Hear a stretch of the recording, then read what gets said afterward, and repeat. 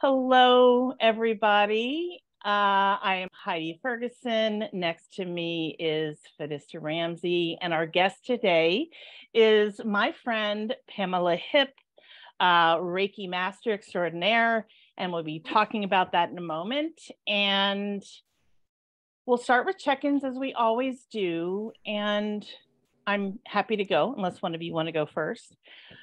So what's kind of alive for me is I'm experiencing some noise trauma. I am currently having a roof put on my apartment building. I'm on the third floor, the top floor, so I was not given a heads up about this or anything. That's a whole other podcast episode. And so I'm just noticing the pulling and the ripping and the pounding and the voice, like just, it's so much. And they're right outside my window. So I've literally closed all my curtains and everything. And I'm still feeling the trauma of it. And because it's still going on today, and it is much less today. And I've been wearing these, and I've also been wearing earplugs, and I wore earplugs overnight so that I didn't have to wake up to it this morning. But I'm just noticing that first of all, I want to say I'm glad, really glad to be here for a lot of reasons, but to certainly connect into this helps me to regulate myself. And because I just feel my nervous system is whacked out. And so it's lovely to be here with two women that I know can hold space for me and do it so beautifully and in such a sweet way. And yeah, and we can talk a little bit more about that later, but and then I am in a summer dress because my windows are closed. And it's so humid without the air moving. I have fans on, but it's different than a breeze from the windows. So I realized that, yes, I'm in Philadelphia and it is 63, 64 degrees and I'm in a summer dress. And I'm like, geez, wow. Okay. Anyway, that's my check-in. Thanks for laughing with me. I so appreciate it because God, if we didn't have humor, what would we do with ourselves, right? Like it's just life's too hard anyway and can be too serious sometimes. So that is my check-in. I appreciate you listening. Thanks, Heidi. Yeah, seeing you in the goodness, just not being considered and given notice to maybe have other accommodations so that your nervous system isn't thrown into scared animal, like, and so relational, like that would be so relational. Yes, I know, Yeah, Pamela, I'm so grateful to have you here, and I'm wondering if you feel ready for a check-in, and if not, I'm happy to go. Sure, I'll go. Thank you. What's particularly up for me today is this sense that nothing this year is going for me the way I want it to, the way I have planned it to. And at the same time, I'm feeling this extraordinary peace that there's some sort of cosmic joke with my calendar and my schedule and all of my plans. And I've reached some sort of level of maturity just recently where I'm able to flow with that and just, I keep making the plans and pointing my rocket ship right in the direction that I want to go. And then I keep laughing when it's, it's going this way, even though I think I want to go this way, and trusting that there really is some sort of divine plan to all of this. And I am supposed to be over here. And it's just my ego that wants to go that way. So today has just been a series of things going wrong, but is it really wrong? I mean, it's not the way that I thought it would go or that I planned it would go, and everything is just fine, really. And I'm happy to be here with you and have a conversation with people who know what nervous system regulation is about. That's just pretty darn exciting to me. So yeah, I would call it a peaceful non-attachment. Wow, I would sign up for that class. Thanks, Pamela. I feel like I visit maturity and then I don't. like depending on where my hormones are, quite frankly. So I hear you really trusting life, and it being a bit of a living meditation on the daily to trust life and, like, I guess it's trustworthiness, which I so relate to. Yeah, thank you. Gosh, I don't even know where to go, but I had a conversation recently that got me thinking. And of course, I was in a little bit of a boohoo place, being like, man, 1 week of my looking at the bookends of my moon time, which I often do, but being like, no, I had a week of like cramps and tiredness. And then I got a cold the next week. And then I tweaked my back the week after. And I'm just a little like, oh no, and moon time's in like 2 days. Like, I need a break. And that's not going to happen. And I was sort of sharing that from a place of like, oh, this feels like a bit of a struggle. And the person I was talking to kind of went into, I call it ice cream on top of poop, was like, well, it sounds like you really got off easy, because a lot of people are getting bronchitis from that kind of a cold. And I just, every part of my emotional body kind of repulsed, I suppose. I was like, man, I'm a big fan of silver linings, but God damn it, I'm still in the funk. So just noticing how non-relational it is for me when someone doesn't validate the struggle, but goes straight to silver lining, it feels like it kills my experience. So just taking that as a, hey, don't do that to others reminder. And then just being like, how do I share that doesn't work for me, while offering what does? Because I think that's important when we make requests of people. Yeah. And sometimes just wanting like, oh, poor baby, like I still need that sometimes. Yeah. Yeah. I grew up in a home like that. And like you said, just simply feeling validated where we are in that moment, I think can really be restorative and feel soothing. If that's what we need in the moment, and maybe, and now I'm actually looking at myself going, well, did I have the words when I was younger to ask for that? I didn't know that was what I needed. But as an adult, I'd be like, okay, so I know this person, or I think I know this person, put it that way, right? I think I know this person, and I think they'll be able to support me where I am instead of, putting ice cream on top of the poop.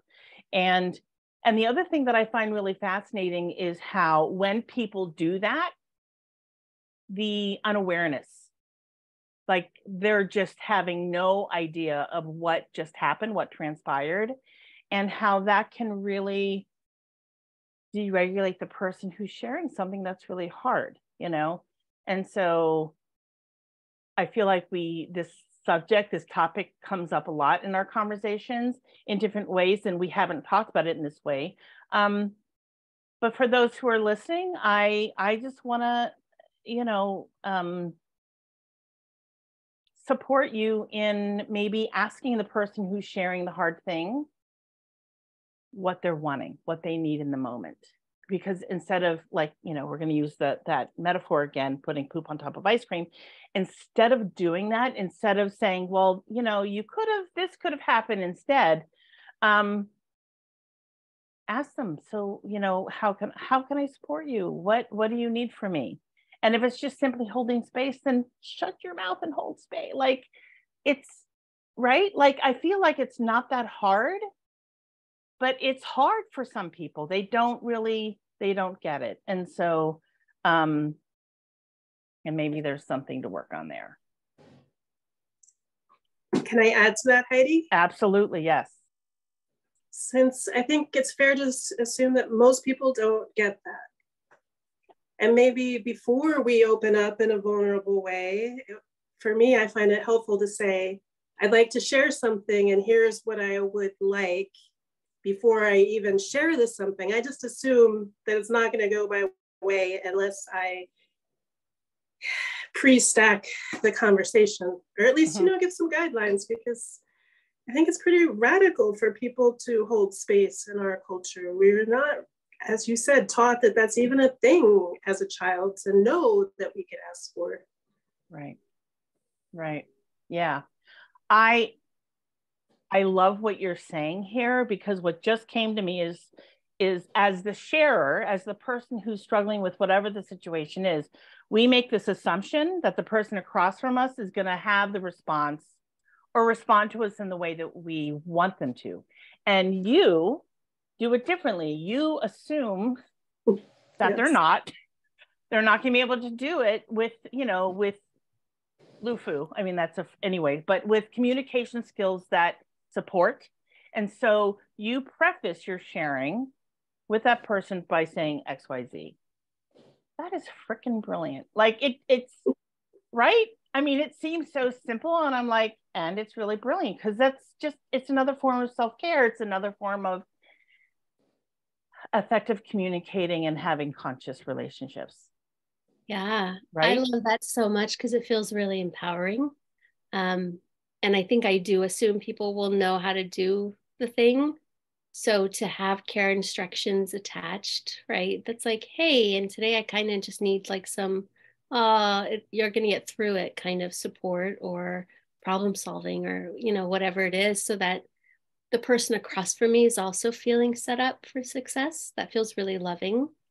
And then just the other piece of, I really genuinely think those are good people who are well-intentioned, trying to put some kind of salve on the boo-boo, right? And perhaps for us, for me, I'll speak for myself, is like going, this is what the salve looks like today for me. So thank you. Yeah, because that means I have to be conscious whilst struggling to communicate effectively. Otherwise, I get whatever they think, whatever spaghetti people throw at the wall, right? Like, because people are really trying to sometimes even get out of their own discomfort. Oh, this person across from me is struggling. Like, I'm uncomfortable. How do I get this better, quote unquote? And we can guide each other. That feels really loving. Yeah, I'm appreciating the specifics of the care instructions. That because then it's a win-win for everybody. It's not guaranteed, right? You can ask for it. It doesn't always mean that the response is going to be the way that you want, but at least I feel when I've done that I've done everything that I could have in that situation. And then, it's up to me in that moment if I'm going to circle back around and say, remember how 2 minutes ago I asked for this thing, or just let it go and realize that that's not going to happen today. Yeah. There's a lot. Yeah, it's a layered thing. Just like relationships they're layered. Yeah. And sometimes when they don't give the thing, regardless of, making the request clear, I always come back to, well, then how do I give that to myself? Even if I'm not feeling strong right now, even if I am struggling, and I so wanted someone else to do it for me. Like, okay, that didn't work. How could I muster up whatever reserves are there to give myself that? Right? Yeah. So that I'm not dropped completely. Like, right. That feels important. And I used to have, I actually still have this dear friend, but when I used to call her and be upset about something, she'd be like, okay, what kind of friend do you need? She would just be like, are you needing oh, poor baby, or problem solving, or like, oh, fuck that guy? Like, what are you needing? And if it's all poor baby, call her. Like, we had a friend that was very nurturing. And she'd be like, that's the person to call if that's what you're needing. And it's just really clean and clear roles, And I had never had someone ask me that. It kind of disrupts your whole story, because you're like, oh, what do I need? Maybe I haven't even thought about that. Yes. Yes, the piece of having not considered for ourselves what it is that we need in the moment. Oy, yeah. How can we expect somebody else to give it to us, right? If we don't even know, isn't that the number one reason people get divorced? They think that their partner just should give them whatever they want, but they don't know what it is. They just think that it should happen psychically somehow. Right. Yeah. Oh, yeah. Yeah, those are the reps. Yeah. So we're going to pivot a little bit here and talk about and have Pamela share. But what the reason I invited Pamela to be a guest is because I'm guessing it's probably like 6-7 weeks ago, where you wrote a blog post, and before you had sent it out, you texted me, you said, I wrote this blog post and I think it might get some reaction. And I'm like, okay. And you shared with me what it was about, and I hadn't read it yet. And then I read it and I was like, yeah. I mean, I can see how that certainly might, ruffle some feathers, or at least get women talking, right? Like considering different ways of healing. And this specifically, we're talking about doing Reiki as a healing component, healing way of healing on a woman's reproductive system, her vagina, her vulva, all the parts. And there was a lot in this, in the blog post that you talked about. And I've reread it a couple times in the last few days, and I'm just like, wow, I get so emotional when there are parts of it where I'm much more emotional than other parts. And then I find myself raging or sobbing or laughing even sometimes. And looking at myself, and I'm like, okay, so where am I with all this? Right. Like, so anyway, before, I feel like I'm just kind of going on and on, but I definitely want to talk about. But for those who may not have heard of Reiki, Reike, I was wondering if you could just share a little bit about, in your own words, what Reiki is. And then as a Reiki master, talk about your rise to that, your foray into, and what was it initially, I guess, that was of interest to you about Reiki, about the practice of, yeah. Okay. So Reiki is a holistic technique for healing that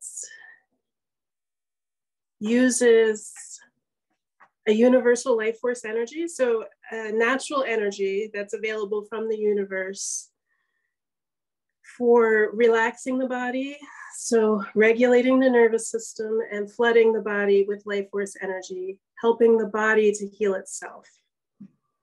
Like, our bodies are so very wise and powerful, and they adapt the best they can to the circumstances. But because in this day and age, right, so many of us are just living in this chronic fight, flight, freeze, fawn mode, that most of our systems are not operating at nearly their full potential. So Reiki helps to kind of reset the system, regulate the nervous system, so that the digestion and detoxification, rational thinking, like all of our systems can come back online.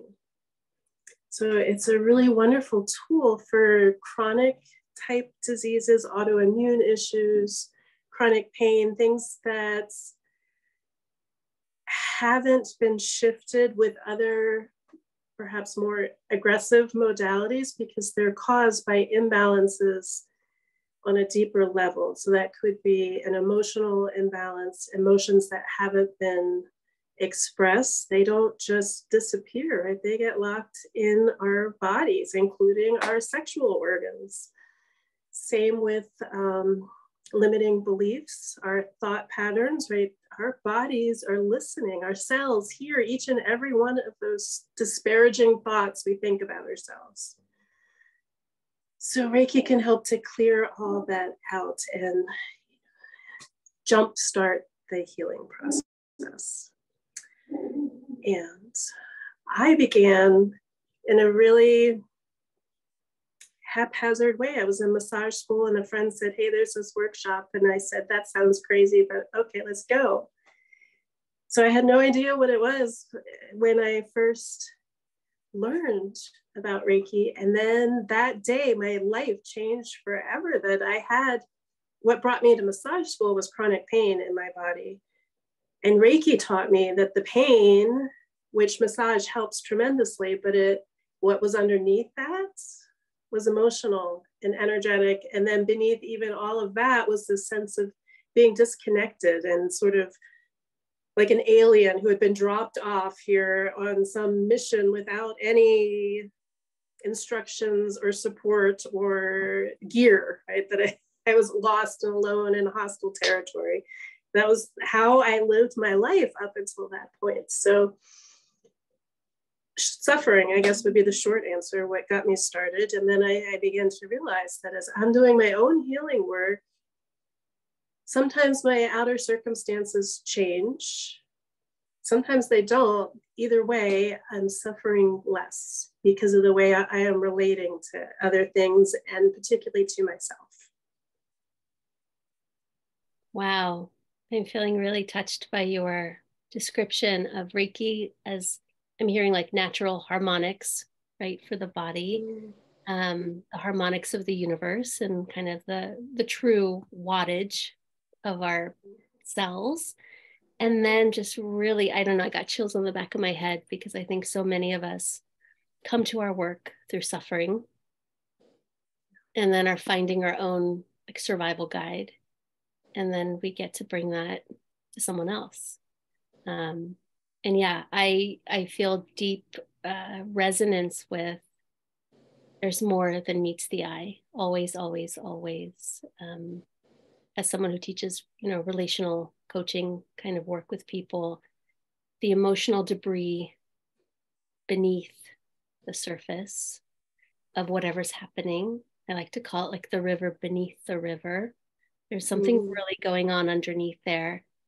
And because I work with a lot of highly sensitive people, what you just said of like being an alien dropped off in a hostile territory and not feeling like you have gear and a manual, that is exactly what I hear from a lot of highly sensitive, I'm going to say, humans who are here to birth a new order. Like they are, in some ways, not feeling that connection. It feels very promising to me as a way to reconnect with source or, whatever people want to call it, the intelligence that's there. And I've experienced Reiki and I love it. So just a fan over here. Thank you for that reflection. Yeah, the way I see it is it's washing away everything that's not me. And sometimes it's a big whoosh, and sometimes it's more of a trickle, right? Some of those things are deeply ingrained, like the belief systems that were programmed in the 1970s, right? They're slow to change, and other things can shift in just a moment. But it's just steadily rinsing and rinsing and rinsing away, leaving behind the essence of me. And it's just such a tremendous tool that is both gentle and powerful and pleasurable. Like you said, it's a nice experience. And I don't know of many things that are all of that, gentle, powerful, pleasurable at the same time.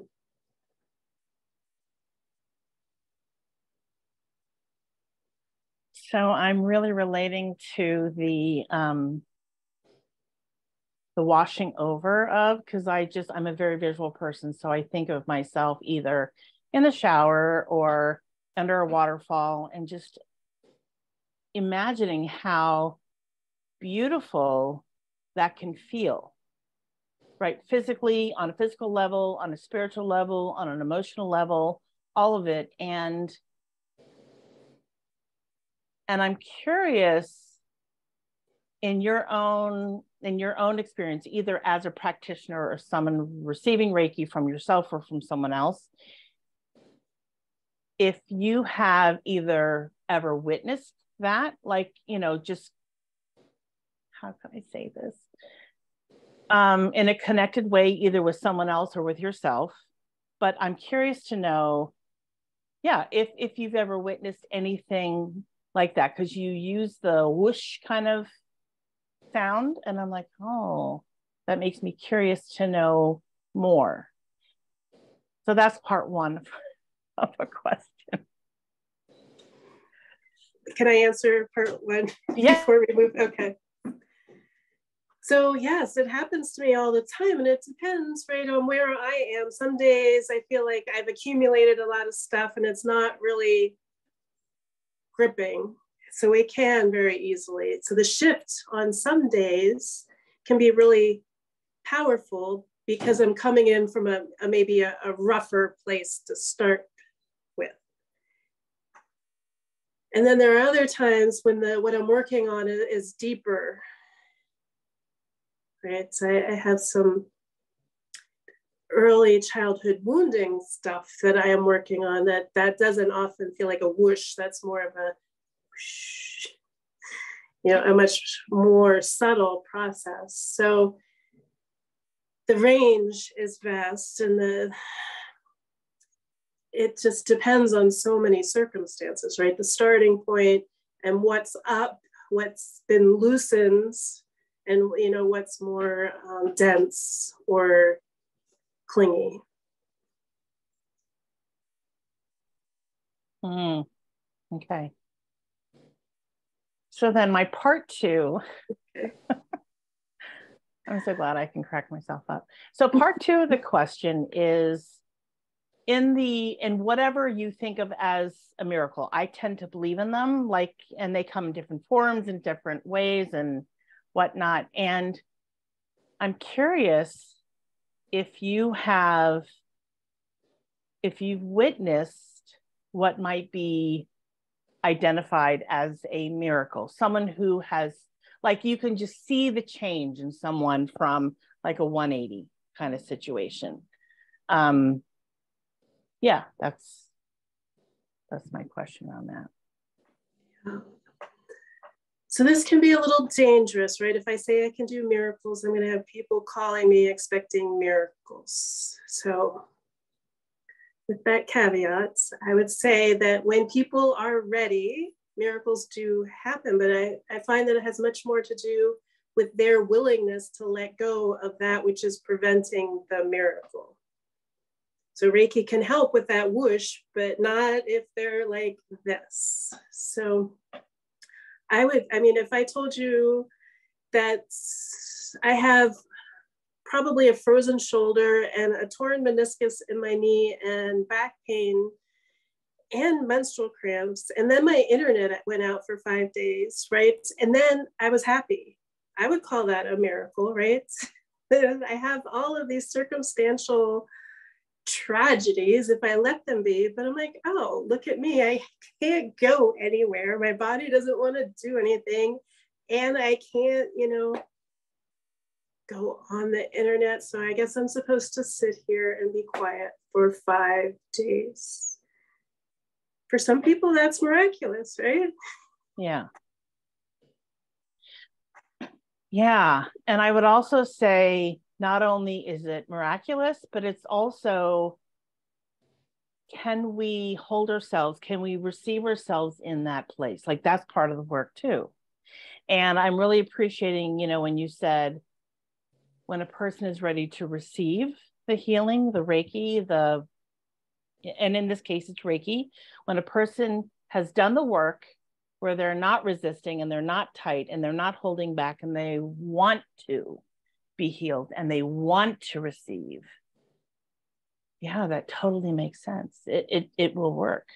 And I would say that goes along with just about any other healing modality, whether or not it's coaching or being connected, you know, to psychically, and really understanding that I have this intuition, it's a gift, and I believe in it, and it works, and like all of the pieces. Yeah. So I just want to pause for a moment, ask Fidista if she has anything that she wants to ask, because I've been talking a lot. Yeah, you named it, and I think I just want to lift it up as, you know, this miracle work happening when we're allowed to let go, when we allow ourselves to let go. And I don't remember who it was in the Mystic Mama days when that website used to work, and it was like, you have infinite power in your letting go. And it always stuck with me, like, what does that mean? You know, I have infinite power in letting go. Like, what? I just feel like I've lived with that question for over a decade of, what more could I let go? What more could I release? And yeah, so I'm resonating with that. And I'm thinking of a time when I was working for Marianne Williamson, and I was complaining about something. I don't even know what it was. And she looked at me with her little Texan warble, you know, and was like, you know, you can have a miracle or a grievance, but you can't have both. And I was like, damn, like she's right? Because we're not going to be looking for the miracle if we're drowning in the grievance. So I hear some consciousness work in that, but I'm also hearing that Reiki unto itself can maybe invite the letting go, even if someone's a little grippy. Something's still going to happen, whether it's a trickle or a whoosh, so to speak. Does that feel accurate? Am I getting that? Yeah, right. I have, as you were speaking just now, this image of a river, sticking with the water theme. And the flow is going this way. So Reiki can help you go with the flow, but people have to stop swimming the other way. And I imagine it's the same in your work. When you're trying to coach people, probably you have to tell them to do things that they don't want to do, else they would have already done them. So to stop doing the things that are in the way of them achieving the goals that they want, right? And people don't always want to make the changes that they need to make. So Reiki can help, and it can show them, like, here's what's possible. You can experience a really deep sense of peace and calmness. You could have this, but here's what you have to give up to get there. And then it's up to people to decide, like, am I willing to give up the grievances? Because, I so love to just like keep marinating myself in these grievances, right? So it's hard to change. Yeah, I so appreciate you saying that. And I love that we're interdisciplinary here, where it still tracks for each of our work, because I do often say to couples, often, you know, one partner or the other, like, you've got it set up right now for it to be hard to get what you want. You say you want this, you do this. You see how you've got it set up, you know, and then, like you said, they get to choose. Do I keep doing this strategy that's burning me and not getting me what I want? Or do I try, obviously, a new frontier, an unknown, bit of a faith walk, to see if the thing I say I want, you know, is like, it's like right over the edge of that grievance. It's just like right over there. And I experience, a lot of us, myself included, can be self-denying at times when I have a grievance, right? Instead of being like, oh, I have a grievance, but I really want the connection. Like, nope, I have a grievance.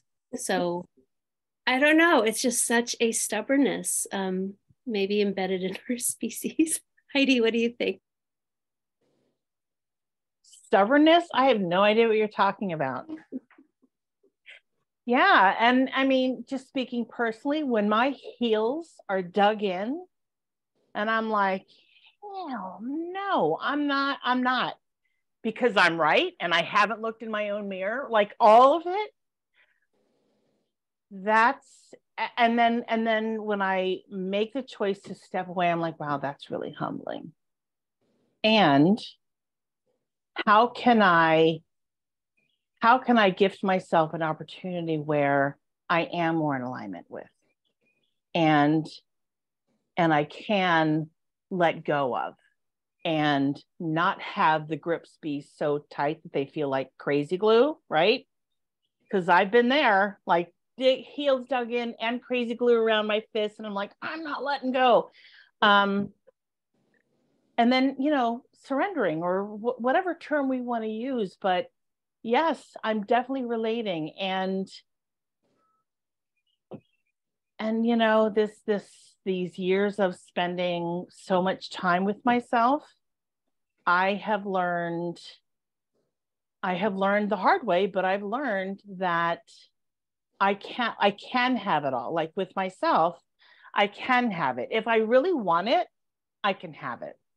And so here are the things that I need to do. Here are the things I need to do every day. Here are the things that I need to do once in a while, whatever it is. But to get to that place energetically, and without all these other things attached to it, yeah, I'm there, right? Like it's where I want to be. And again, it's humbling. It just is. And yeah, really getting out of my own way is the best thing I can do for myself, and do for my relationships, do for my, do for anyone in my life. Because if I'm in my own way of myself, I'm certainly not open to and going to be available to anyone else. Yeah. So, yeah. So I don't know if we want to talk about the blog post, but I wanted to bring something else in, which is really important. In my opinion, it's really important. So I'm going to pivot a little bit. That's okay. Okay. Yeah. So today's Wednesday, right? And so Fadista and I have talked, we've spent a lot of time talking about the importance of names and pronunciation and whatnot. And on Monday, Pamela messaged me and she said, in so many words, can you tell me the correct pronunciation of Fadista's name? And I took a moment and I was like, wow, this is like, nobody's ever done that.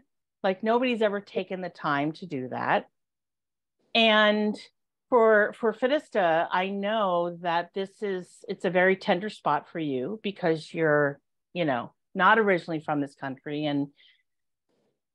And so having a different cultural background, et cetera. And so I'm sharing this because I wanted you to know this, Fadista, that the time was taken for someone to care enough, and I was giving her some support around that. And also for those who are listening, that don't assume that because she spells her name Fereshta, that is pronounced as it is seen.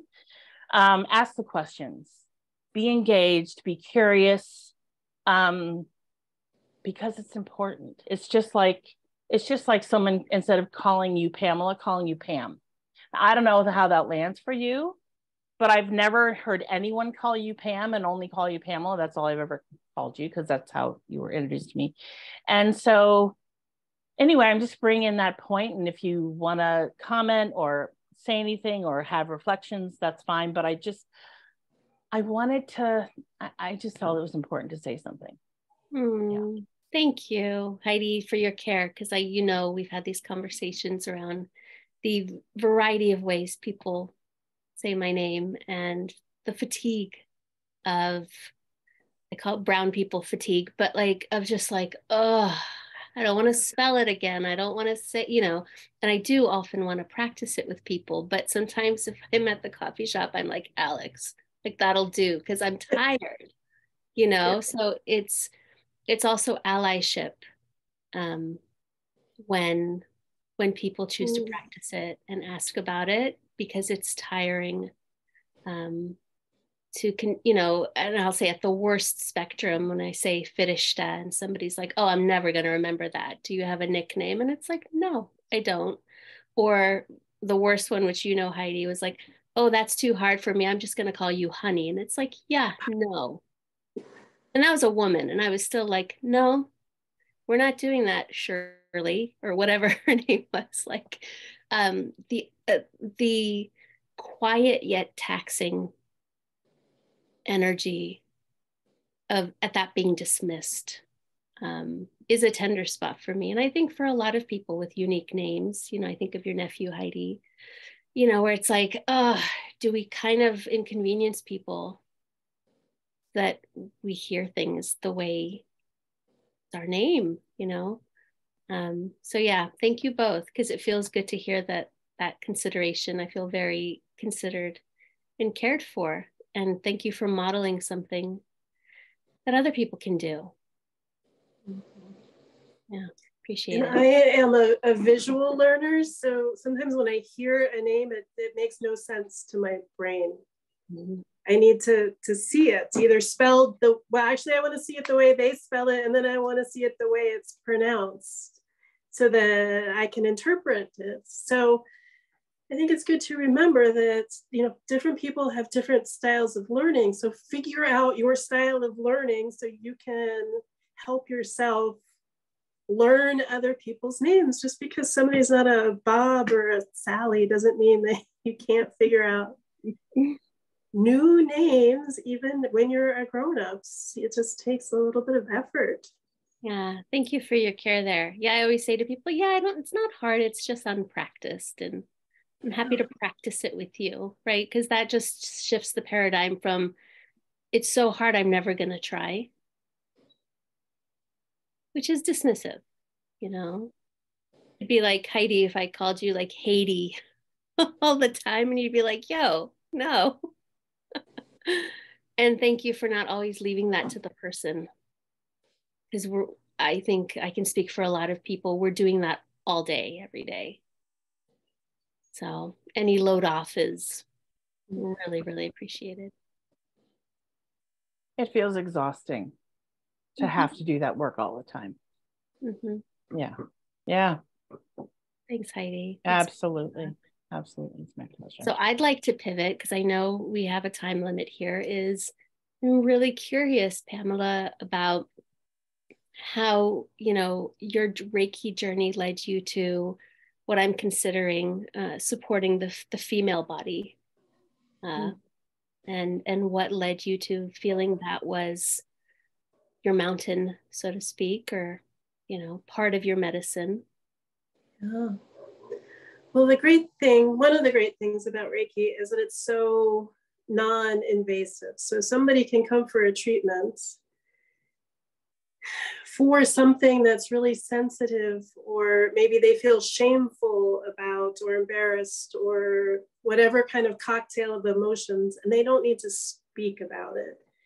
And we don't need to touch the area involved, right? So if there's something related with the vulva or the vagina or the uterus, say, I can hover my hands above the area. I can actually hold my hands on the feet, or I could stand across the room, right? Reiki is led by my attention and intention. So it doesn't have to be like up close into a sensitive area. So I find that makes it a much easier approach than other modalities, but also just the needs that we as women have had experiences, everybody I know anyway. I mean, I guess there are people who haven't had their Me Too moments in life, but it seems that most of us have had at least one negative sexual experience, or maybe not an actual sexual experience, but having been objectified or sexualized, or some context that made them feel less than. And those energies have been stored in the body, and we don't really have a forum to talk about these things. or tools for releasing them. So just over the years of talking to my friends and having the good fortune of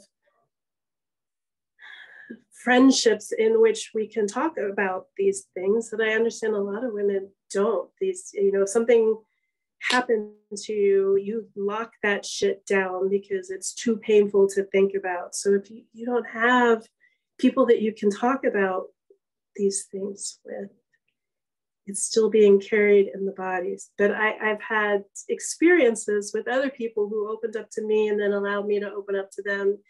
And then this rippled outward to realize that, holy fuck, how many of us are carrying some burden that's not ours, that could have been handed down through the ancestral lines, definitely through cultural media programming, the things that we're told as children, or just the things that we observe about, how women are treated, what happens on TV between men and women, and how come,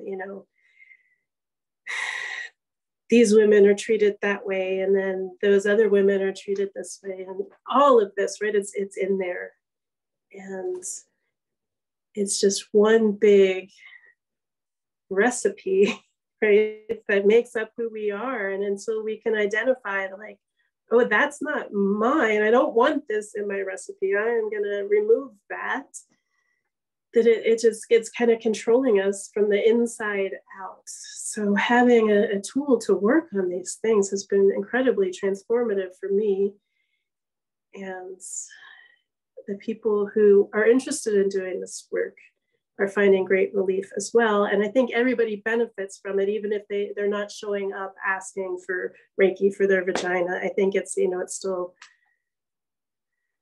it's still working on our belief system and, shaking that stuff off regardless. Wow, I hear a lot of power. I was going to say empowerment, but I think power, personal power is a better phrase here. Of first off, as women acknowledging, right, the journeys we've been on in this culture and this society, but then also in our DNA. That feels important to me, especially knowing like we are in our grandmother's wombs, so to speak, at least as eggs. So there's like already scientific data there too. And then like what a world we would have, because Heidi and I talk about feminine rage a lot, like if we really got into circle about it. Mm. The rage and the healing and the empowerment. Feels really promising to me and really, really potent at this time.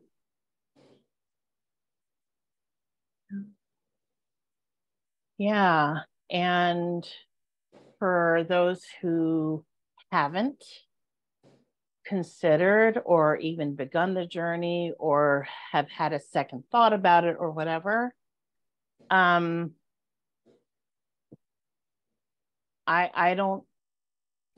don't know where I can even suggest to begin that. Well, that's not necessarily true. I'm gonna just throw this out there and just say, maybe start at least not being. So the metaphor, the Nile River is one of the deepest ever, right? The river of denial, rather, and for those of us who have been and are survivors of, we might have started at a place of denial, right? And so because it's too painful, because it feels like it's too much, because we don't even know where to go with it.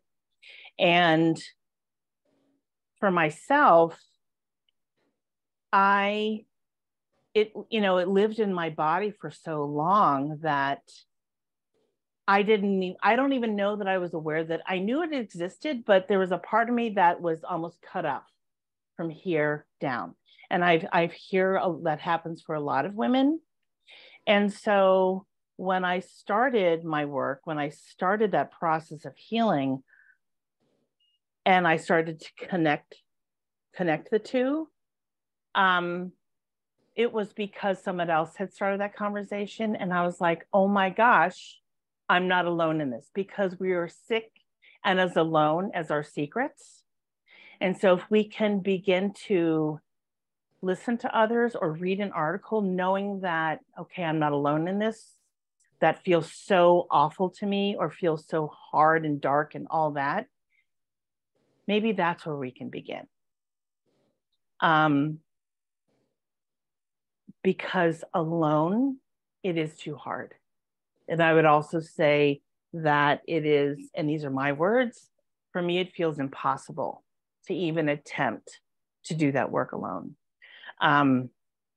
So yeah, that's kind of where I am with this. And if there's anything that you can do for yourself, is at least have compassion for yourself, for your emotional being, for your physical well-being. And at the end of the day, it's important to know that you're not alone. There are so many millions and millions and millions of women who have been traumatized in one way, shape, or form. And we can be healed from it.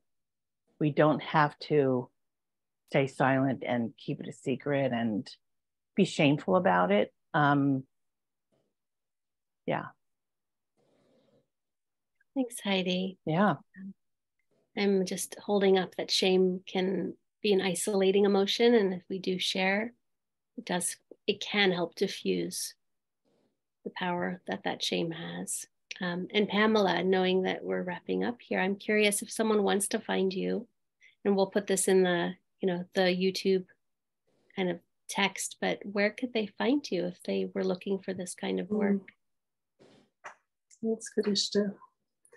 So my website is Pamela Hipp, Pamela Hipp.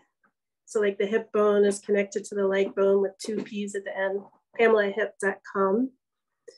So I do online Reiki classes and remote Reiki sessions. And for people who are in Philadelphia, in person Reiki or Reiki massage sessions.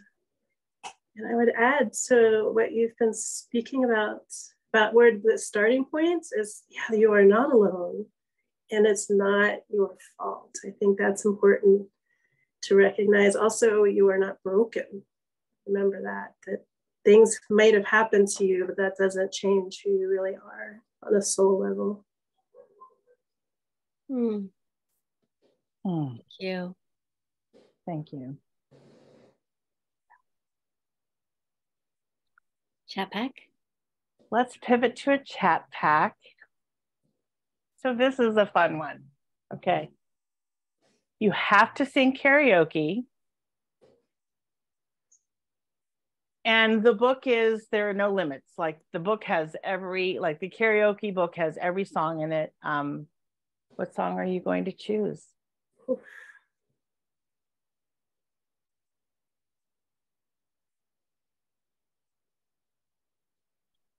Gosh, this is really hard, especially as a songwriter. It's like, but the one that came up for me because it's challenging is Heart's Barracuda. Oh, God, I think I'm going to change mine. Because it's just so sophisticated and fun to learn. Yeah. Yeah. And I love Diana Ross and Stop in the Name of Love. That would be my classic choice, but yeah. Yeah. Oh my God. So initially I have Queen Bohemian Rhapsody. And when I think of Heart, even though Pat Benatar isn't, but she's of that same era. So Pat Benatar, oh my God, what's that hard rocking song? Is it Love is a Battlefield? Yes, Love is a Battlefield. It's so good. When I'm in the car, I become Pat Benatar when that song comes on. Totally. How about you, Pamela? I'm drawing a complete blank of every song that I've ever heard, except for the one and only phone number I know by heart, which is 867-5309. I don't even, who's that artist? I don't, Jenny. I don't number. Oh, that's hilarious to me, except for the fact that it's the one and only phone number. Oh my God, that's I love it. Let's make that happen in Philly one day. Oh, I love that. Oh, thank you, Pamela. Thank you both. Thank you. Ah, what a joy and privilege this conversation was. I'm really appreciating and feeling it in my heart. And to our audience, thank you for joining us. We will certainly include Pamela's contact information. And as always, if you can take a few moments to subscribe to our YouTube channel, it's Fierce Honest Hearts. Send a like, comment if you want. If there's something that you feel is important to say, please reach out and do that. We love to hear from you. Until next time, have a great rest of your day.